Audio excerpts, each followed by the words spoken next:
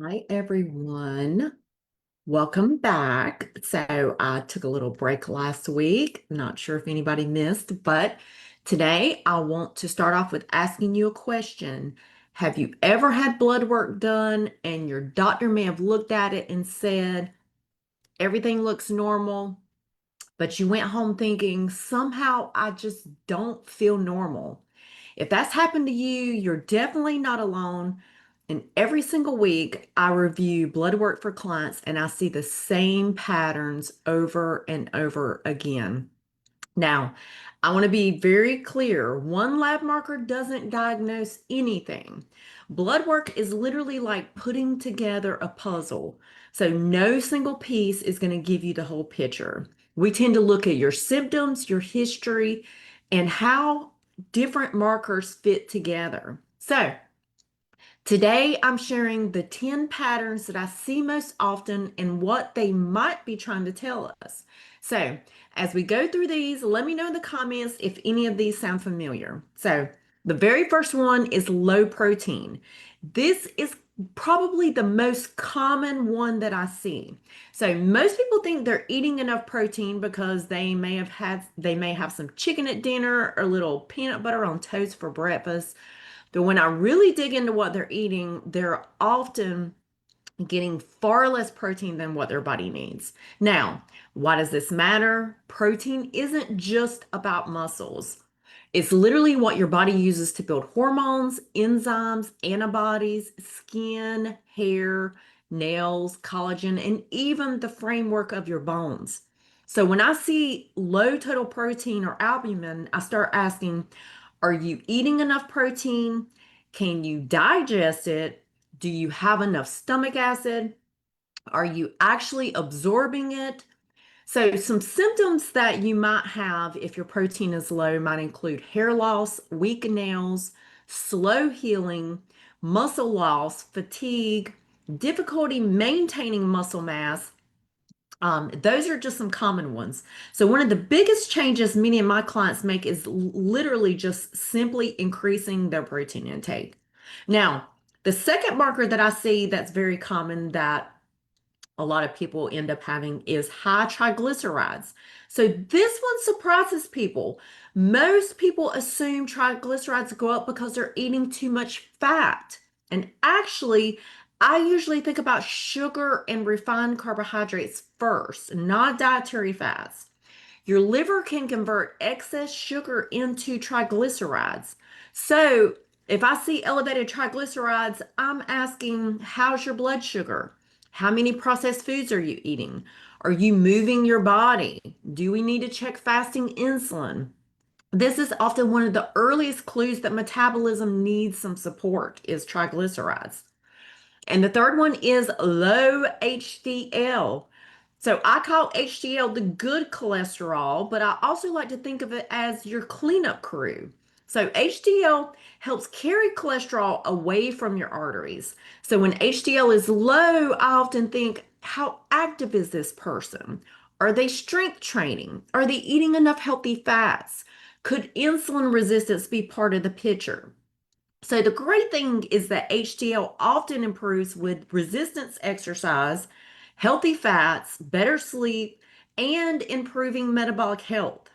Now, the fourth one is borderline thyroid markers. So this one is a huge one. I can't tell you how many people tell me my doctor says my thyroid is normal, but they're exhausted. They're cold all the time.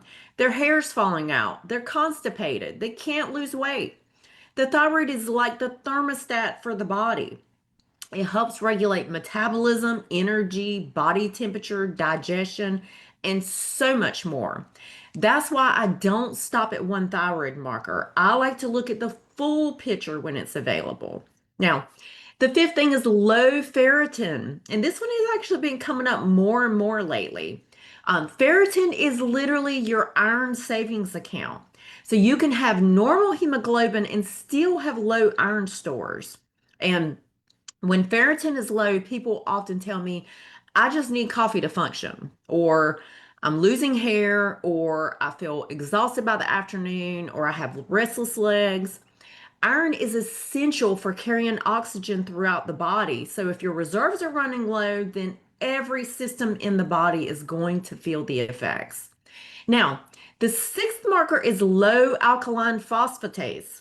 This is probably one of the most overlooked markers that I see. Most providers only pay attention if it's high. I also pay attention when it's low because one thing a low alkaline phosphatase can suggest is low zinc status. Now, why do we care about zinc? Because zinc is involved in hundreds of enzyme reactions in the body. It's important for immune function, for wound healing, for thyroid health, for skin, for taste and smell, and even for making stomach acid. So, if you don't have enough stomach acid, you may not be breaking down protein well or absorbing minerals like calcium and magnesium and iron efficiently. So, one little lab marker can lead us to asking a much bigger question. Now, the seventh one is elevated monocytes and eosinophils. So when I see these elevated, I start thinking about the immune system. Monocytes may rise when chronic inflammation, autoimmune activity, or someone's recovering from an illness. And then eosinophils often make me think about allergies, asthma, eczema, food sensitivities, and sometimes digestive issues. Again, they don't tell us the full picture or exactly what's going on, but they do give us clues about where to ask more questions. Now, the eighth marker is vitamin D. Vitamin D is so much more than a vitamin just for bones, like most people think. It plays a role in the immune system, in muscle function, in mood, in inflammation, and overall health.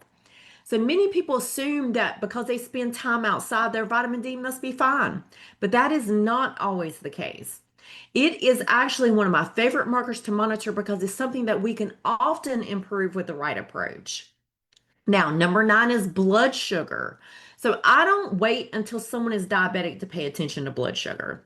By the time diabetes develops, changes have often been happening for years behind the scenes. So even when your glucose is within the lab's normal range, I like to look at the whole picture. Like, are triglycerides elevated? Is HDL low? What is fasting insulin if we have it? So those pieces together can tell us much more than just glucose alone. Now, the 10th marker is magnesium. Magnesium is involved in hundreds of reactions in the body, yet many people don't get enough through their diet. It's important for muscle function, sleep, stress response, blood sugar regulation, and bone health. So, low magnesium can contribute to muscle cramps, headaches, constipation, poor sleep, and fatigue.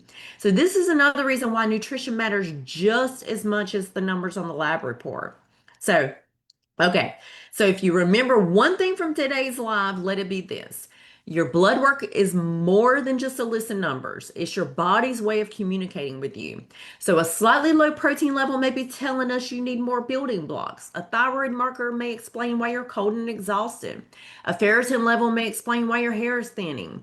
An elevated triglyceride might be your body's early warning sign that it's struggling with blood sugar. These markers aren't just numbers, they're clues. And my job is to put those clues together with your symptoms, your health history, and your goals so that we can create a plan that supports your body from the inside out.